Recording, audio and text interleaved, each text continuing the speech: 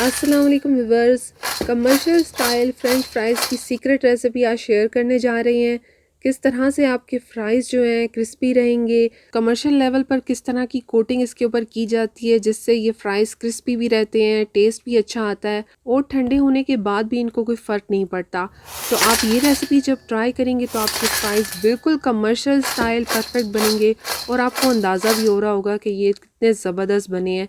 तो रेसिपी को सही से फॉलो करेंगे तो आपके चिप्स भी इतने ज़बरदस्त क्रिस्पी से बनेंगे। रेसिपी शुरू करते हैं। वीडियो अच्छी लगे लाइक कर लें, चैनल पर नए हो तो सब्सक्राइब कर लें।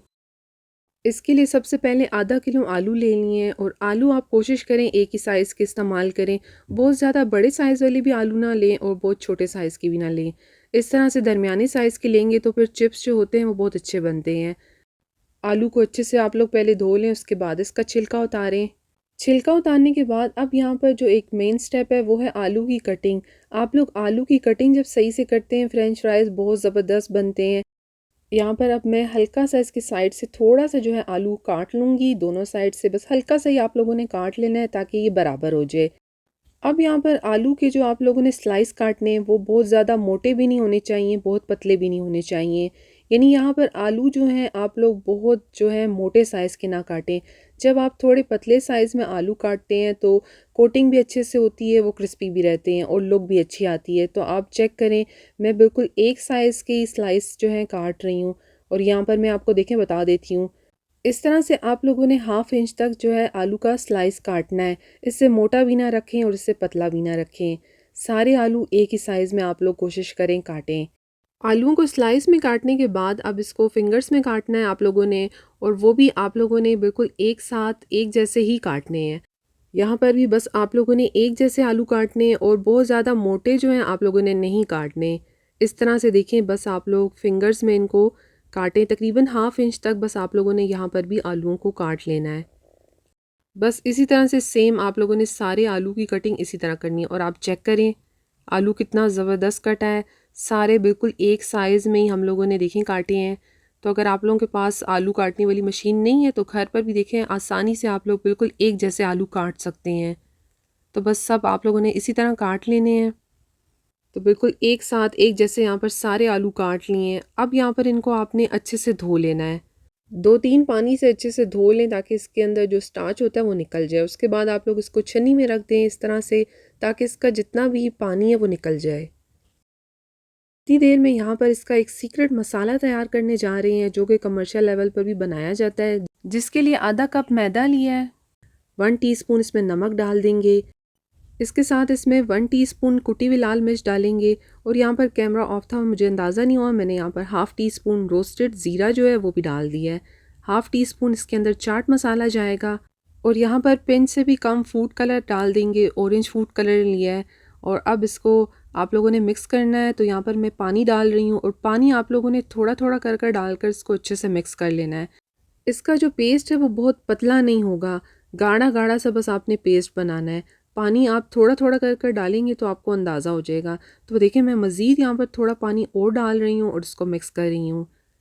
इसका जो पेस्ट होगा गाढ़ा गाढ़ा सा होगा। कमर्शियल लेवल पर भी इसी तरह से ये मसाला डाला जाता है आलूओं पर। तो बस अच्छे से मिक्स कर लें, इसके अंदर गुठली नहीं होनी चाहिए। बाकी जो पेस्ट है वो थिक होना चाहिए और आप यहाँ पर चेक करें, मैं एक चम्मच से देखिए इसको हिला रही हूँ। इस तरह से गाढ़ा थिक पेस्ट आप लोगों ने इसका बना लेना है। अब यहाँ पर हम लोगों ने आलू डाल देने एक बर्तन में। सारे आलू में नहीं डाली, पहले मैं आधे डाल रही हूँ और इसके ऊपर ये जो हमने मसाला सा तैयार किया है ये इसके ऊपर डाल देंगे और आप चेक करें ये कैसे थिक है। बस आप लोगों ने ये डाल देना है इसके ऊपर और फिर आप लोगों ने अच्छे से इसको आलूओं के साथ मिक्स करना है। जब कोटिंग थिक होगी तभी आलू पर स्टे करेगी। तो बस अच्छे से इसको मिक्स कर लें। उसके बाद यहाँ पर ऑयल को आप लोगों ने गरम कर लेना है। ठंडे ऑयल के अंदर आप लोगों ने ये चिप्स नहीं डालने। आलू डालने के बाद 5 मिनट तक आप लोगों ने इसको बिल्कुल नहीं हिलाना। इसकी कोटिंग देखें जब थोड़ी सेट हो जाए उसके बाद हम लोग इसको इस तरह से हल्का हल्का सा हिलाएंगे और आप चेक करें कोटिंग देखें इसके ऊपर सेट हो चुकी है। 5 मिनट बाद मैं देखें इसको हिला रही हूँ। बस आहिस्ता आहिस्ता कर कर आप लोग इसको इस तरह से हिलाते रहें और एक दफ़ा हिलाने के बाद हम लोग इसको दोबारा 10 मिनट के लिए छोड़ देंगे ताकि इसकी जो कोटिंग है वो बिल्कुल अच्छे से सेट हो जाए। तो अब आप चेक करें आलू कितने ज़बरदस्त क्रिस्पी से हो गए हैं। तकरीबन 10 से 12 मिनट के अंदर जो है ये आलू फ्राई हो जाएंगे। बस इस तरह कर कर आप लोग इसको हिलाते रहेंगे तो आलू खुलते भी रहेंगे। और आप चेक करें कोटिंग कितने अच्छे से इनके ऊपर सेट हो गई है।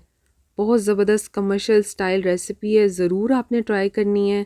अब देखें कलर भी कितना अच्छा आ गया और आलू कितने अच्छे से क्रिस्पी हो गए हैं। तो अब यहाँ पर आलू फ्राई हो गए हैं, इनको हम लोग ऑयल से निकाल लेंगे। और आप लोगों ने बाकी आलू भी इसी तरह से फ्राई करने हैं। और अब आप चेक करें कितने ज़बरदस्त क्रिस्पी से ये फ्राइज़ बने हैं। अब इसके ऊपर चाट मसाला डालकर इसको अच्छे से मिक्स कर लेंगे। और आपको मिक्स करने से भी अंदाज़ा हो रहा होगा कि आलू कितने क्रिस्पी से बने हैं। यहाँ पर आलू जो हैं रूम टेम्परेचर पर भी आ गए हैं। क्रिस्पी क्रंची मज़ेदार से फ्राइज़ तैयार हैं।